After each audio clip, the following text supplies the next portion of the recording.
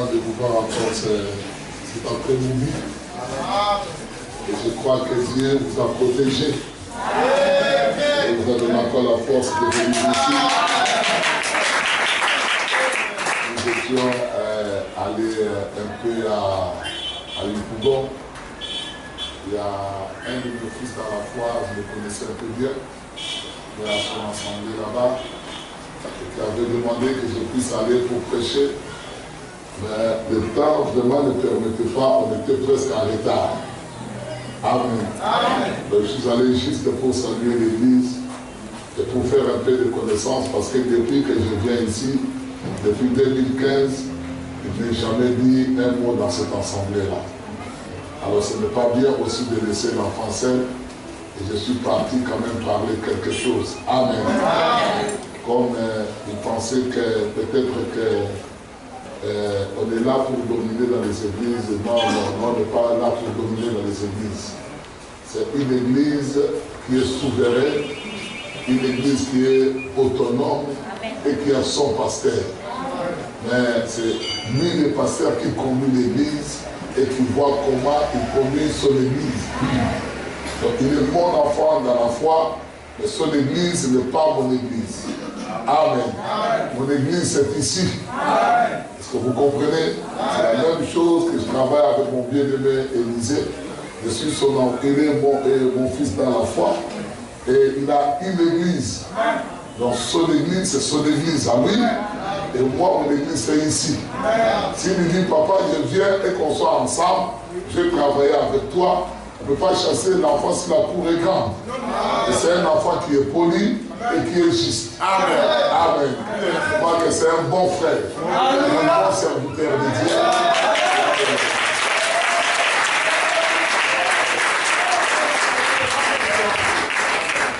Et que Dieu le soutienne. Amen. Et que les brebis puissent aussi le soutenir. Amen. Vous savez, la Bible disait, je dis aux frères, et la Bible dit que je frapperai les bergers et les brebis seront dispersés. Donc pour que l'église soit dispersée, le diable va commencer d'abord à frapper les bergers. Et quand il frappe les bergers, vous voyez le mal du berger, vous voyez ce qu'il fait, alors maintenant chaque brebis va se chercher. Amen. C'est ça le but du diable. Mais si vous priez pour votre pasteur et que Dieu puisse l'aider, Dieu le gardera toujours pour vous. Et il sera une manne céleste pour ceux qui croient. Amen. Amen. Mais si vous ne priez pas pour lui, vous voulez voir des erreurs et ces choses qui sont un peu compliquées, vous les verrez. C'est ça, hein? Parce que c'est un homme comme vous. Est-ce que vous comprenez? C'est un homme comme vous, vous verrez toujours des erreurs. Mais nous ici, avec lui, avec tous ceux qui travaillent avec moi, parce que lui, ici, lui, l'Élysée, le pasteur, et moi, nous travaillons ensemble à Amen. Amen. Il m'a dit que pasteur, c'est ton église. Amen. Lui est mon assistant. Amen. Et nous marchons comme ça. Et quand nous, il n'y a pas de jalousie, il n'y a pas de problème, il n'y a pas de haine. Parce que nous savons que le diable, quand il s'introduit dans le cœur des croyants, il amène trois choses. La haine, la jalousie et les envies. On ne s'envie pas entre nous. Non. On ne cherche pas à gagner une place à l'église. Non, je veux être plus que les autres. Non, ici, nous sommes des frères et des sœurs. Amen. Et si vous voyez même à moi, l'esprit de dominer commence à venir, vous voyez que c'est le diable. Amen. On a dit que le pasteur doit régner dans son église avec la parole de Dieu. Amen. Amen. On ne peut pas régner sans parole. Ou bien prendre le verset de frère Branham, ou prendre le citation de Dieu et faire une feuille de figuier. La Bible dit que quand le soleil sera levé, l'œuvre de chacun sera manifeste. Or, nous ne sommes pas seulement des croyants sur terre. Nous étions avant la fondation du monde. Et nous rentrons chez nous. Quoi ça? Ouais, amen. On a la force pour ça, hein? Vers Jérusalem, nous sommes à chemin. Vers Jérusalem, Jérusalem, Jérusalem.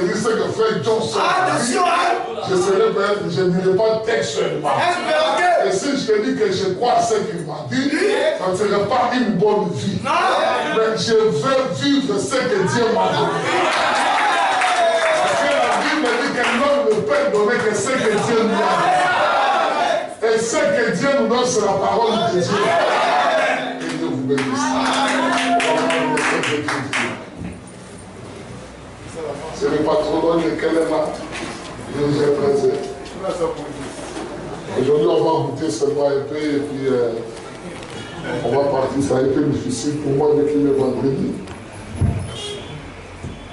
Et demain, je vais éteindre mon téléphone pour que personne ne puisse me joindre.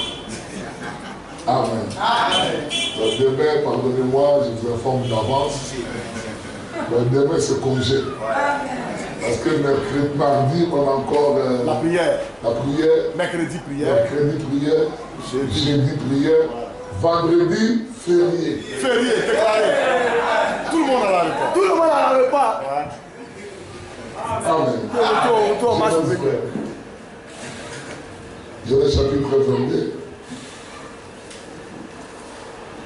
Je suis toujours sur ce que le pasteur Elisa avait prêché à la veillée. Dieu a demandé à Abraham ce qu'il aimait de plus pour donner ça comme sacrifice. Amen. Allons-y, frère. 1 à 2. Genèse chapitre 22, verset 1 à 2. Après ces choses, Dieu mit Abraham à l'épreuve et lui dit, Abraham, et il répondit, me voici.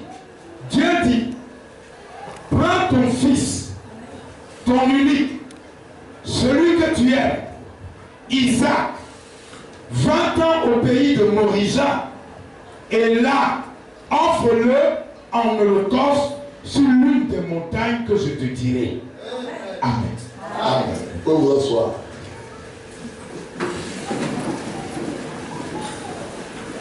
Le sacrifice sur l'autel. Bien l'autel des sacrifices. Dans l'Ancien Testament, je parlerai doucement, arrêtez de crier pour que cela puisse rentrer dans le cœur des gens. Mais je ne peux pas retenir aussi vos amens. Si vous voulez dire amen, dites amen. Amen. Si le vent vient là, dans l'Ancien Testament, l'homme a deux alliances. Dieu a fait deux alliances. Il a fait l'Ancien Testament et puis le Nouveau Testament. L'Ancien Testament, c'est une prophétie que Dieu avait donnée. Le Nouveau Testament, c'est l'accomplissement de cette prophétie.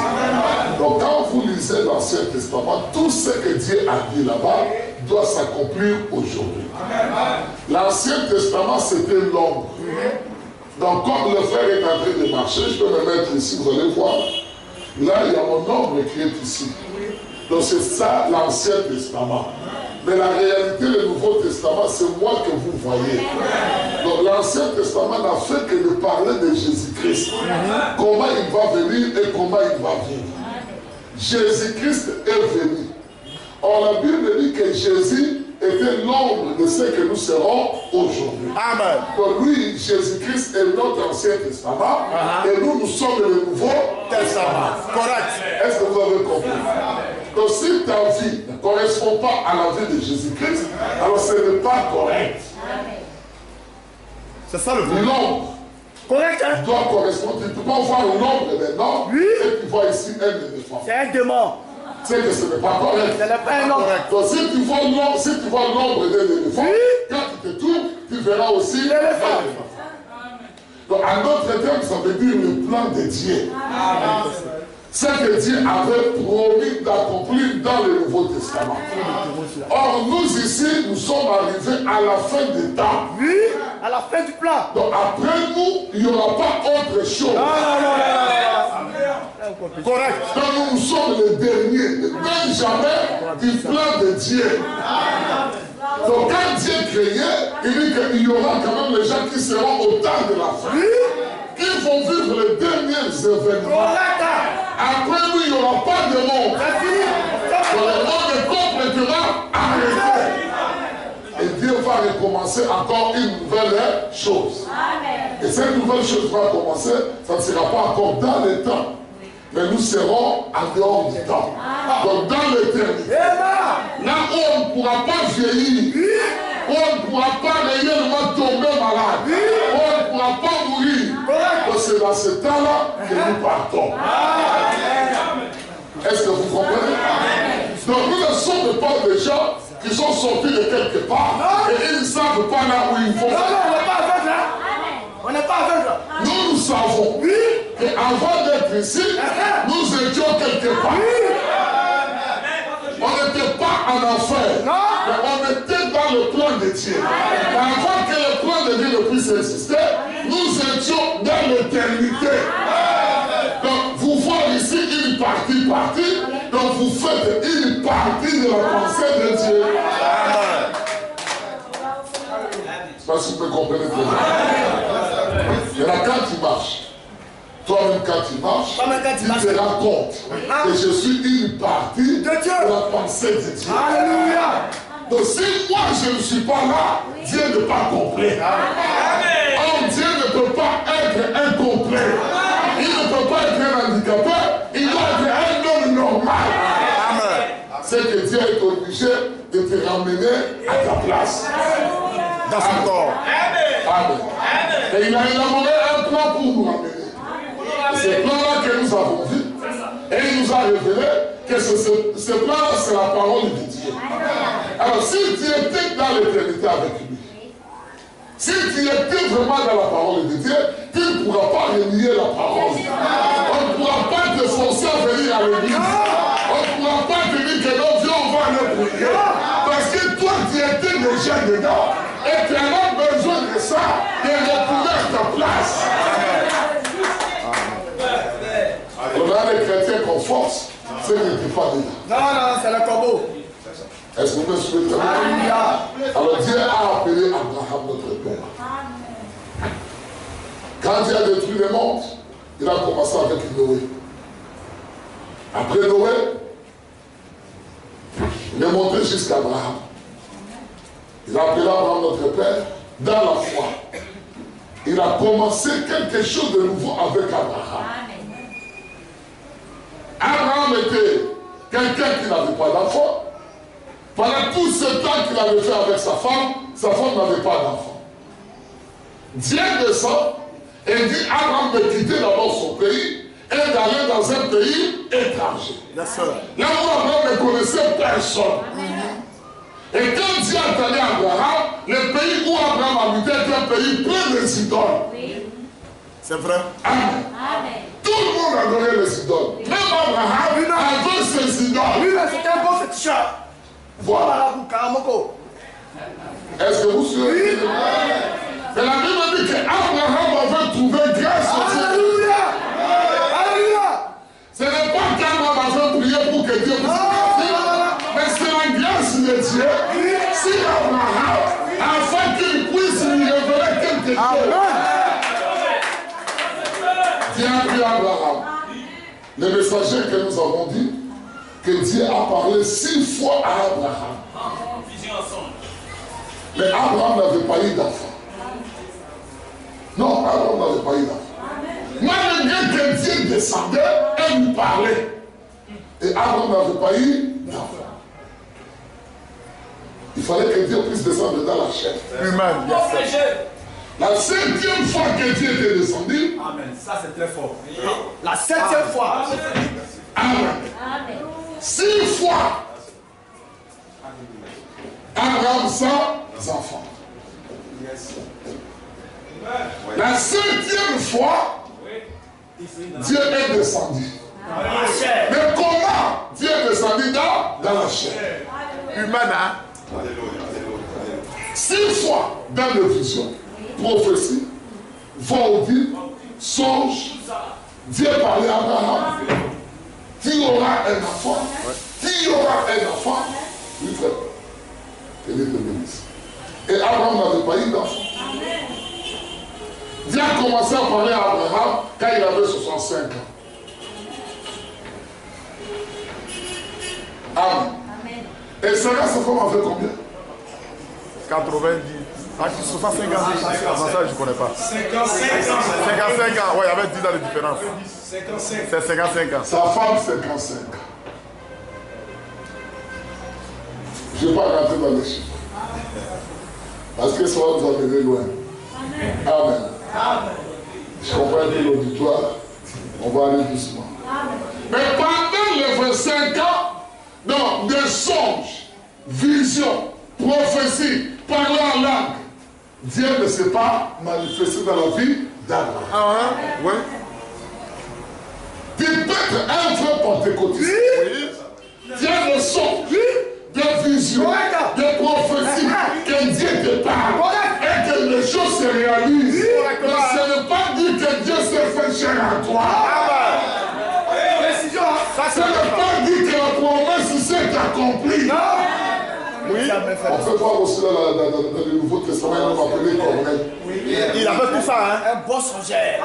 Corneille voyait les anges descendre dans son Oui, il voyait même les anges descendre les Et cheveux. Corneille n'avait pas la vie.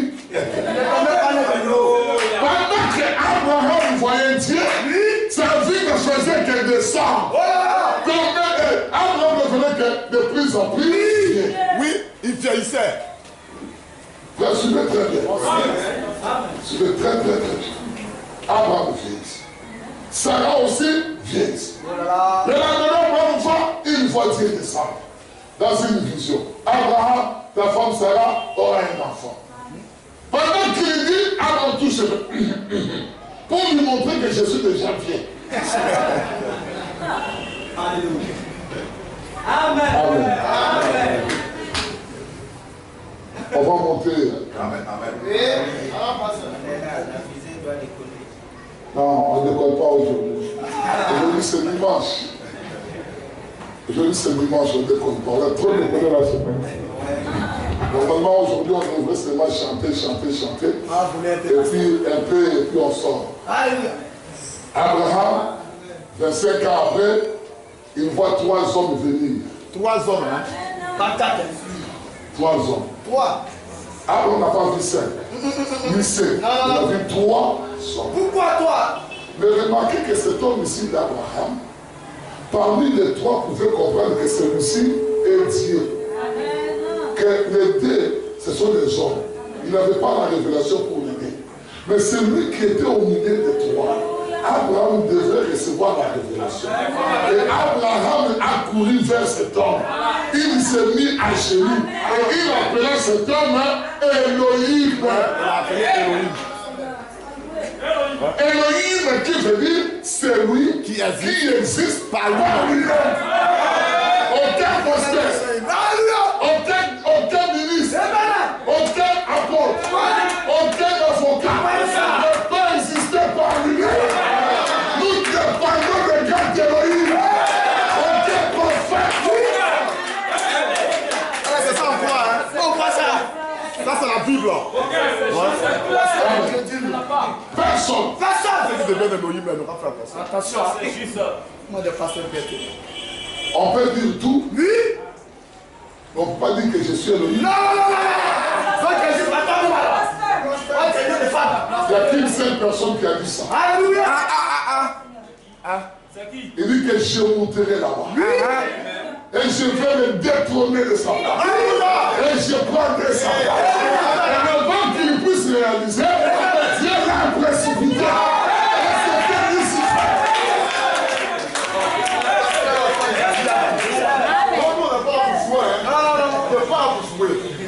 Non, sanctifie, c'est sanctifiable.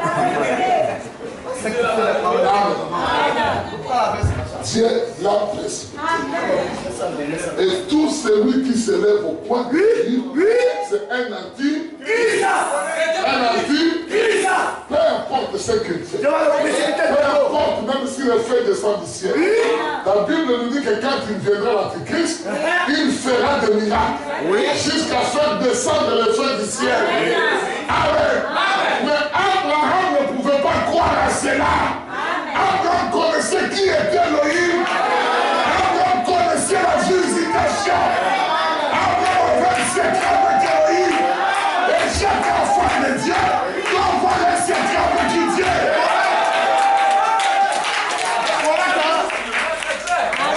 Un secret. Alléluia. Ce n'est pas un marron. Non. Comment? Ce n'est pas un secret, je le dis. Et je fais autre chose. Non. Frère Madame me dit que dans ce message, il y a un secret. Il dit le secret, c'est les affaires du Père. Connaître réellement la promesse de ton temps. Qu'est-ce que la promesse a promis? La promesse ne promet pas que nous serons des Elohim. La promesse dit que nous serons des dieux. Des dieux. Semblable à Jésus-Christ. C'est ça la promesse de ce temps. La promesse doit s'accomplir d'une manière. Il faut recevoir d'abord la semence. Et quand la semence est là en toi, il produira la semence qui est à toi. Est-ce que vous avez compris? Non, on a compris. Jusque-là, dans le songe vision, Abraham n'avait pas accompli la promesse. Sarah était toujours stérile. Sarah n'avait pas vu d'enfant. Amen. Beaucoup des églises, aujourd'hui même dans le message du temps de la fin, sont des églises stériles. Il n'y a pas de nouvelles messages. Il n'y a rien de bon dedans. Les gens sont en train d'imiter. Quand Moïse est descendu chez Pharaon, il a trouvé plein de imitateurs. Moïse il jette le bâton, et le bâton, eux aussi, ils jettent le poulet. Et ça devient des serpents. Mais nous ne voulons pas une christianisme d'imitation. Est-ce que vous comprenez? Correct. Parce que cette église-là fait comme ça. Nous aussi, nous allons faire. Non. Ça, c'est une citation. Là-bas, on prêche des citations. Nous aussi, nous allons prendre des citations. Non. On ne fait pas ça ici. Et on ne le fera jamais.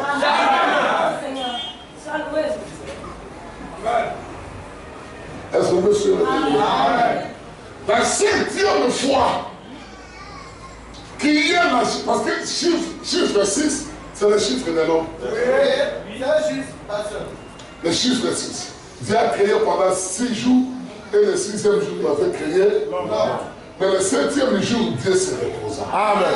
Donc c'est la perfection. Dieu avait dit que tout était à l'homme. Tout était correct. Et Dieu se reposa. Donc le chiffre 7, c'est le chiffre de Dieu. C'est la perfection. L'œuvre achevée. L'œuvre finie. Le chiffre 7. Quand vous lisez dans les Saintes Écritures et que vous trouvez chiffre 7, c'est l'œuvre finie de Dieu. Est-ce que l'église est dans une place? Là, je vais finir maintenant. Aujourd'hui, je ne mets pas ni bonbon, ni bouton. Amen. Septième fois, le Dieu du ciel s'est décidé que maintenant, Sarah doit tomber enceinte.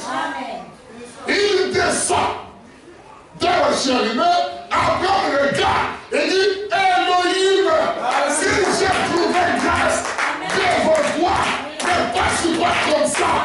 Accepte de venir chez moi, ne mangerai pas, je te laverai le pied et tu continueras ton chemin. Amen. Mais la venue d'Elohim de chez Abraham, c'est comme je le disais là-bas, et je l'avais dit ce vendredi, il fallait qu'il puisse passer par là pour chercher le brebis perdu de la maison d'Israël. Il fallait qu'avant de détruire Sodome et Gomorrhe, qu'Élohim puisse se faire chair et passer chez Abraham. Et quand il est venu chez Abraham, il a mangé. Est-ce que vous croyez? Le Dieu qui a créé le ciel et la terre a mangé. Il a bu. Il était assis. Abraham a lavé ses pieds. Il a pris le torchon, il a lavé ses pieds. Il a essuyé ses pieds. Il transpirait avant de donner un peu de torchon. Il a essuyé son sujet. Le cœur Mais c'était Dieu créateur du ciel et de la dans une chair. Comme vous et moi. Cette chair est composée de 16 éléments. Et Elohim mettait dans les 16 éléments. Il a mangé. Si vous le blessez, le sang va couler. Amen. Il a mangé chez Abraham. Et il dit à Abraham, ce que tu devrais avoir là, tu l'as. Est-ce que vous comprenez? Ce que tu disais que tu vas avoir, tu l'as. Abraham a trouvé d'abord grâce devant les yeux de Dieu. Dieu l'a amené dans un terrain inconnu et Dieu l'a établi là-bas. Écoutez, dans la grâce qu'Abraham avait trouvée, Dieu lui dit que la promesse que tu croyais avoir, maintenant tu l'as. Un croyant qui a entendu la voix de Dieu pour sortir du monde et venir dans le message, et qui est venu dans le message, qui croit le message de l'être. Les promesses ne sont pas pour demain, mais les promesses sont pour aujourd'hui. Oui, il n'a pas je l'aurai. Il n'a pas ça, véritable chrétien n'a pas ça. Je l'aurai. Non, je l'ai. Je l'ai. Je l'ai. C'est la foi. La Bible dit, c'est que vous croyez dans votre cœur et que vous confessez de votre bouche, vous l'avez déjà. Amen. Est-ce que vous croyez cela? On peut finir la prédication.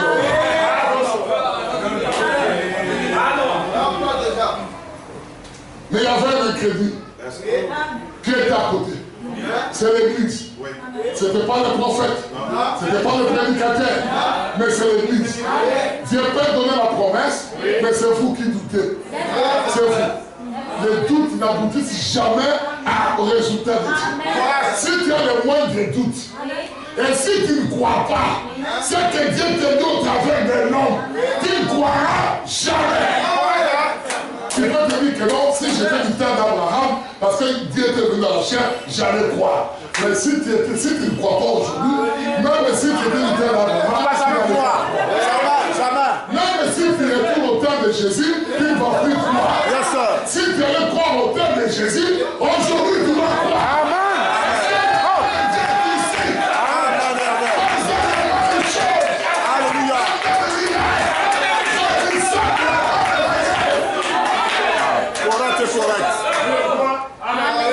Vous voyez sur l'église? Que Dieu vous bénisse. Abraham croyait. C'est la promesse de l'homme même. Et sa femme ne croyait pas. Or la femme d'Abraham, c'était Sarah. Sarah typifie l'église. Des fois, nous avons un peu de difficultés dans nos maisons à cause de nos femmes. Ils ne croient pas tellement. C'est pourquoi la Bible dit que celui qui trouve une bonne femme, c'est celui qui croit. Amen. Une bonne femme, c'est celle qui croit. Si elle ne croit pas qu'il y a une mauvaise femme, une très mauvaise femme, et tout ne peut pas aller de l'enfant. Dieu s'est enfermé contre Sarah. Il avait détruit Sarah. Mais quand il a regardé Abraham, il dit la promesse était avec Sarah.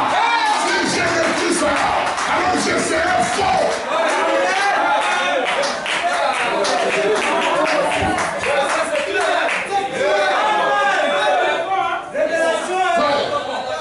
La promesse que la Côte d'Ivoire doit avoir aussi des fils de Dieu. Ce n'est pas avec l'église méthodiste. Ce n'est pas avec l'église Révolution. Ce n'est pas avec les églises Yeshua Hamashi. Ce n'est pas avec les saints qui connaissent. Ce n'est pas avec ces dénominations. Mais ceux qui promettent et pour ceux qui croient à la parole pure. Dieu a donné la séance sur la haine.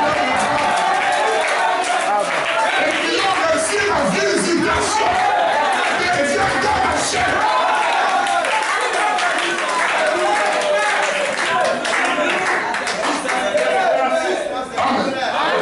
Ils ont reçu la visitation de Dieu dans la chair.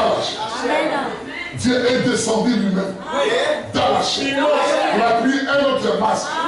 Du temps de Jésus, il avait pris un masque. Du temps de Branham, il a pris un masque.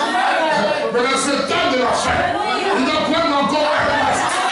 Parce que Branham n'a pas présenté que Dieu. Branham n'a pas construit l'église. Mais il savait que la construction viendra. Avec les Éphésiens 4. On ne fait pas se déplacer. Pour amener les Éphésiens 4. Alors Dieu se fera chair là-bas. Et il attirera ses enfants.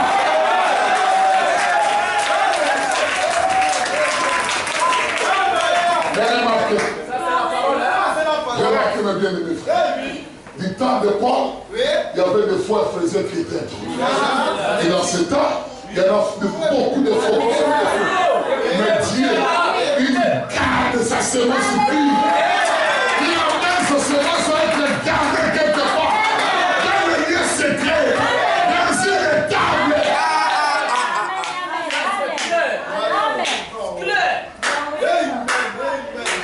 Ce ne sont pas dans les grandes catégories. Dans les maisons construites de main d'homme. Dieu n'est pas dedans. Dieu est dans une table. Quand Jésus était venu, il n'avait pas trouvé de place dans la maternité. Ni dans les hôtels, ni dans les hôpitaux. Il n'y avait pas de place. Il n'y avait pas de place pour lui. Personne ne pouvait le recevoir. Non, voilà de cet enfant. On vous a dit que c'est un enfant adultère. Il faut partir avec lui. Et tout le monde doit le rejeter. Mais les animaux, les moutons, les chefs étaient capables de les recevoir. Et il est né sur l'état. Si on mangeait des animaux, quelle sorte d'animaux? Le grand Dieu. Quelle sorte d'animaux? Des ruminants. Un mouton, c'est un ruminant. Chèvre, ruminant. Vache, ruminant.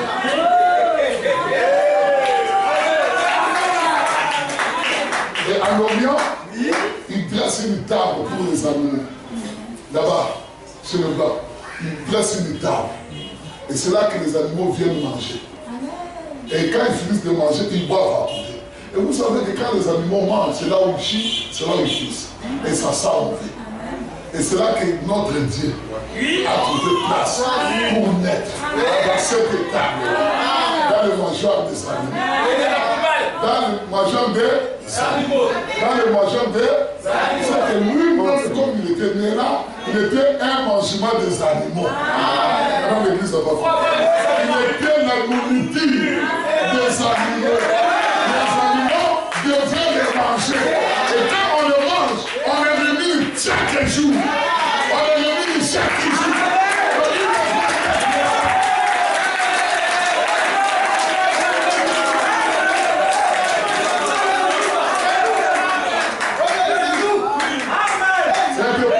Un chien n'a pas de mangeoire. Non, un chien n'a pas de mangeoire. Même le chat n'a pas de mangeoire. Et il ne vieillit pas. C'est pourquoi la Bible dit à dehors qui mange aujourd'hui, quand il sort à la porte, il y jette. Mais il y jette. Un mouton, quand il finit de manger, même quand il dort, il est en train de manger encore. C'est là que Jésus est né. Écoutez pour un grand mystère. On dit que Dieu puisse avertir des grands dignitaires de la vie. On dit qu'il puisse les avertir. L'ange sont sortis dans les airs pour apparaître au berger. Les gens simples, hein? Les bergers, ce sont des gens que les gens ne considèrent pas. Je préfère être une brebis que le monde ne considère pas. C'est être une brebis dont les gens considèrent.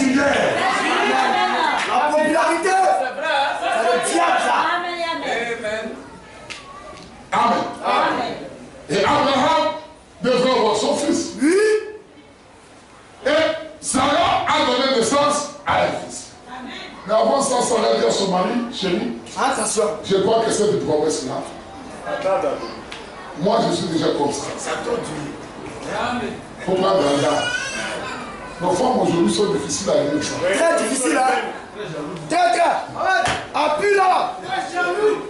Les femmes sont très difficiles à dire ça aujourd'hui. Oh, où elles sont bien couvertes. Déjà, quand on dit que notre mari tourne autour. Oh, il y a la bosse, frère. Des dents. Et si on l'amène chez le dentiste, on trouvera que c'est dents diminuent quelques centimètres. Oh là là. Et la façon même de servir son mari, Ça change. Oui. On le met sur la table.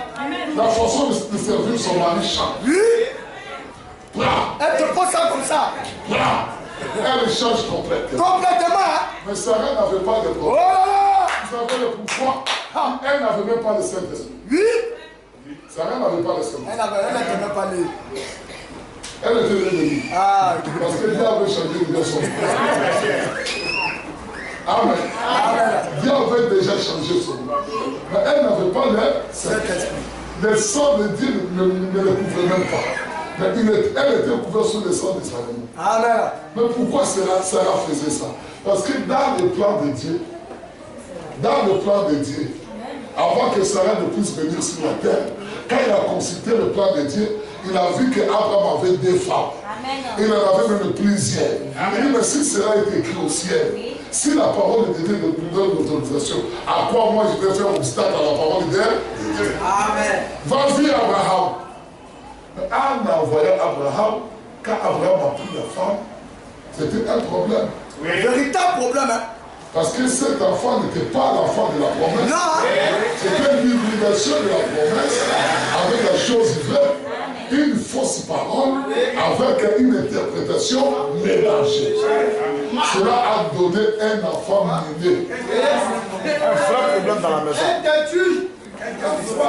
Voilà. Très sauvage. Donc, il est là. Est-ce que vous suivez l'église?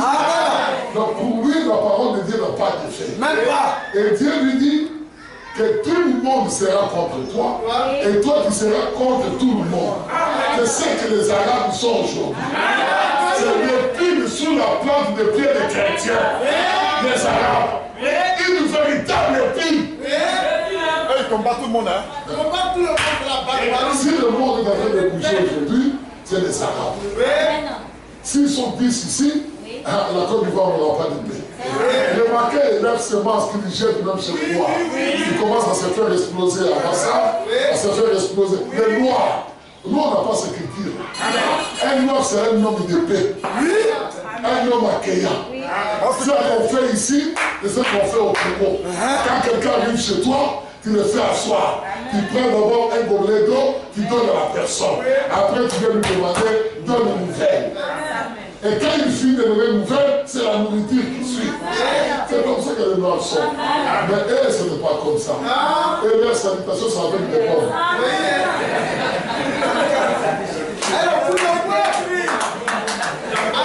Alors, Abraham a eu deux enfants. Dans la visitation d'Élohim, c'est Abraham a donné naissance à deux enfants. Un qui était la semence du diable, et l'autre qui était la semence de Dieu. Les deux marchent ensemble. Amen. Dans le jardin de Dieu, quand Ève était enceinte, il y avait des jumeaux dedans. Il y avait la semence de Lucifer à l'air et la semence d'Adam à l'air. Et les deux sont nés. Est-ce que c'est dit? Je vous ai dit que l'Ancien Testament, c'est l'homme. Mais tout ce qui s'est passé là-bas, c'est ce qui se passe aujourd'hui. Nous allons aller plus vite. Dieu dit à Abraham, maintenant Abraham devait offrir quelque chose de bien sur l'autel. Parce que l'autel, c'est comme une église. C'est une adoration.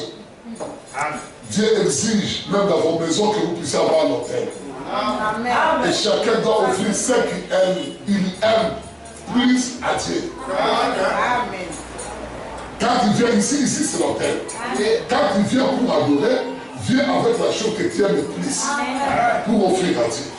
Et quand ce moment était arrivé à Abraham, Dieu dit à Abraham, il a chassé d'abord un, le reste là, Dieu lui dit, prends cet enfant, viens me l'offrir, c'est lui que tu aimes là, ton fils que tu aimes bien, ton unique, viens avec lui pour me l'offrir sur l'autel de sacrifice. Pourquoi Dieu a pu demander cela?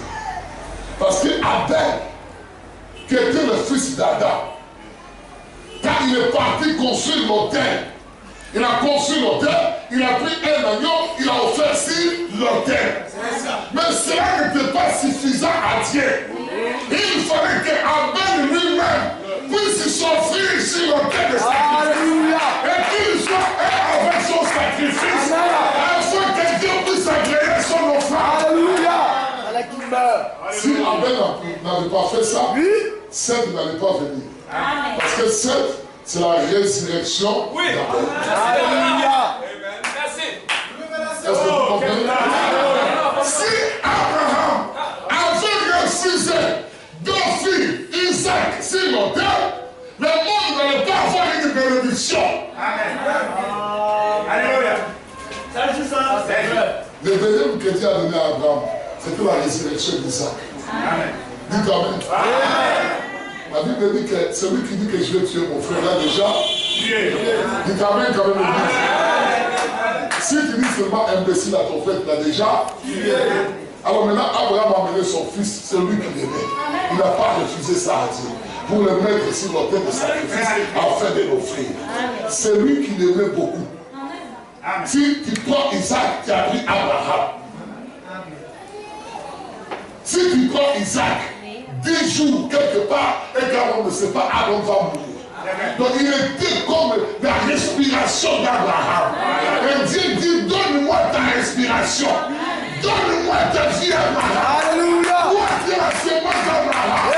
Il doit passer à l'autel. Qu'est-ce que tu vas donner à Dieu? Dans le sacrifice. Lui, il va donner autre chose. Qu'est-ce que tu vas lui donner? Dieu n'aime pas l'argent. Il pose la question, il vous dit, l'or et l'argent m'appartiennent. Et quand j'aurai besoin de boire du sang, est-ce que je ne peux pas aller dans la forêt parce que tous les animaux de la forêt m'appartiennent? Si je bois le sang d'un oiseau, tous les oiseaux du ciel m'appartiennent. Est-ce que c'est à toi que je demanderai cela? Mais aujourd'hui, Dieu te demande une chose. Que tu puisses lui donner ce qui tient beaucoup de ton cœur. La chose la plus chère de ton âme.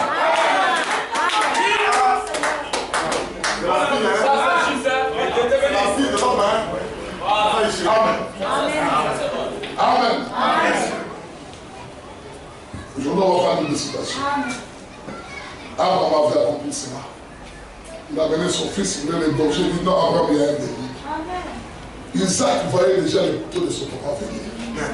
Et il a pris même comme ça par la tête pour les gauches. Dieu voyait qu'Abraham ne blaguait pas. Donc voir Isaac là, c'était une résurrection qui montrait que Jésus viendra. Il va mourir et il va ressusciter. Ce n'est pas un autre Jésus qui va ressusciter, mais le même Jésus qui va passer par la mort, c'est le même qui sera ressuscité. Amen. Et Abraham typifie en quelque sorte Dieu, qui nous a donné un sauveur. Amen. La Bible dit qu'il se fait lui-même un homme. Et il a venu sur la terre afin de mourir pour toi et pour moi. Afin que quiconque croit à cette œuvre de la croix aille la vie éternelle. Et ce péché lui soit pardonné. Jusqu'à présent. C'est ce que nous croyons, hein? Jusqu'à présent. C'est ça, nous on croit. C'est ça, nous on croit. Amen. Yes, sir. Oui. Dieu a regardé le prix qui a été demandé pour que la bénédiction d'Abraham puisse encore suivre. Parce qu'il avait dit à Abraham que le monde entier sera béni par ta postérité. Pour que cela puisse suivre, il fallait qu'Isaac puisse sacrifier sa vie. Pour que cela puisse suivre, il fallait que Dieu lui-même puisse prendre son fils unique, celui qui est cher. Parce que la Bible dit que car Dieu a aimé le monde, qu'il a donné son fils aimé. Amen. Elle va la Bible. que même la nature ne pouvait pas supporter ça. C'est vrai. La mort de son créateur, il dit même la nature ne pouvait pas supporter ça. C'est correct. Il dit que la terre a souffert d'une crise de haine. La terre. Pour voir le Fils unique de Dieu mourir à la croix. Oui, de cette façon-là. Amen. Amen. Comme Abel est mort avec son sacrifice. Amen. Et nous, notre sacrifice, c'est le peuple. Notre sacrifice, c'est le Seigneur Jésus. Amen. Pour avoir la nouvelle naissance, il faut mourir avec lui. Il faut mourir à lui, hein? La façon dont il est mort, il faut mourir à lui. Il y a problème. Parce que si tu ne portes pas sa croix, il y a problème. Il faut mourir avec lui. C'est pas bon. Sans la mort, il n'y a pas de nouvelle naissance. Non, non, non, non. Amen. Il dit que si tu veux le suivre, porte sa croix. Il faut mourir avec Christ. Amen. Est-ce que l'Église croit cela? Comme Christ est mort à la croix, Oui. il faut mourir avec lui. Alléluia. Sur l'autel, tu dois accepter qu'on puisse te mettre sur l'autel. Puis on va te Et que voir. tu puisses mourir avec lui. Amen. C'est pourquoi quand moi je baptise, j'envoie d'abord les gens à se confesser. Parce que le bébé ou l'agneau qu'on prenait pour aller donner un sacrifice, on le laissait pour l'examiner pendant 14 jours. Et le 14e jour, s'il était un agneau sans défaut, on le prenait, maintenant on le lavait dans les cuves des reins. Donc cet agneau est déjà jugé. Et trouvé digne d'être donné comme un sacrifice. Et on l'amenait maintenant sur l'autel du sacrifice. On posait cet agneau-là.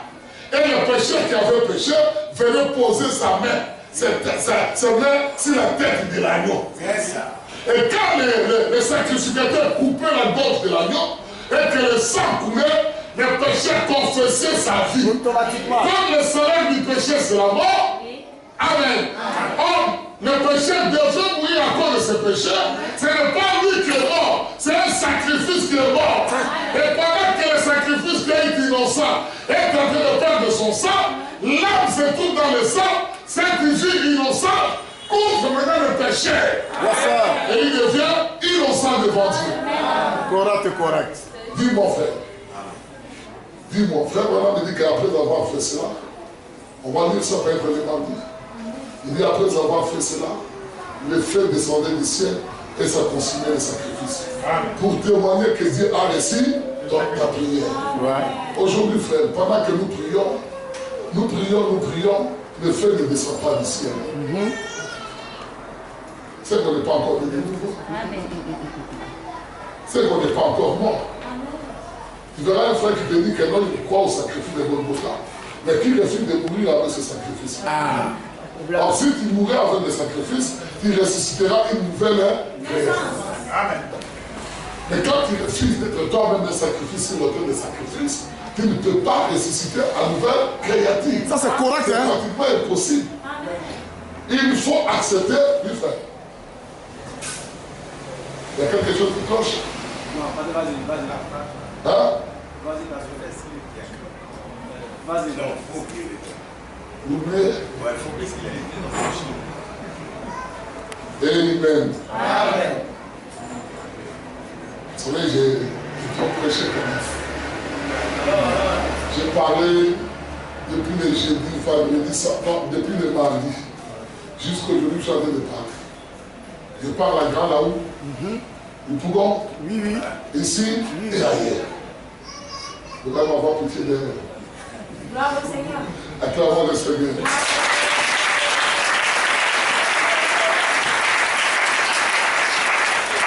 Il nous faut un sacrifice. Amen. Abel avait un sacrifice et il s'est identifié avec son sacrifice. Donc lui et le sacrifice de devenir un. Or, nous, notre sacrifice, c'est le Seigneur Jésus-Christ. Alléluia. Ce n'est pas le pasteur, ce n'est pas le prédicateur, ce n'est pas le diable, mais c'est le Seigneur Jésus-Christ. Et la Bible dit qu'il est vivant au siècle et des siècles. C'est que nous devons nous identifier à lui et mourir comme lui. Dites-le. Et sans la mort, il n'y a pas la vie éternelle. Sans la mort, il n'y a pas la nouvelle naissance. Jésus est mort à la croix à cause de ça. Nous ne prêchons pas les hommes, mais nous prêchons le Fils de Dieu, qui est Jésus-Christ, l'agneau immolé. C'est ce Jean-Baptiste m'avait dit. C'est ce que nous croyons. Et il a dit aux gens, voici l'agneau de Dieu qui ôte le péché du monde. Et quand les gens tournaient le ciel, ils n'ont pas vu un agneau avec 4 ans. Ils ont vu le Fils de Marie. C'est lui qui était dans le ventre de Marie et qui se promenait dans les rues de Jérusalem. Amen. Et Marie pouvait appeler le Fils. Et quand il trouve, il dit qu'est-ce qu'il y a entre toi et moi? C'est que Marie n'était même pas sa maman. Marie était importante. Elle a porté simplement. Elle a porté seulement. Simplement. Jésus n'avait rien de juif. Rien. Rien, absolument rien. Même quand on dit que non, il est le descendant de David, mais il n'avait rien de David. Même pas. David est son fils.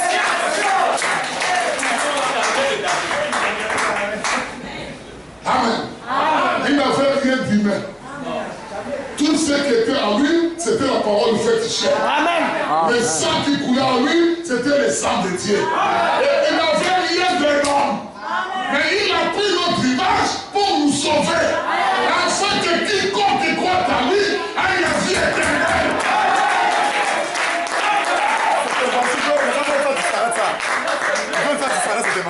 Non, on est là pour porter ça. Comment? Que Dieu vous bénisse. Amen. On croit ça. Cet évangile ne peut pas Je vais dire un peu une citation. On est là, pasteur. Et lequel est? C'est là. Il reste 15 minutes. Non, on va les garder pour le dire. Ouais.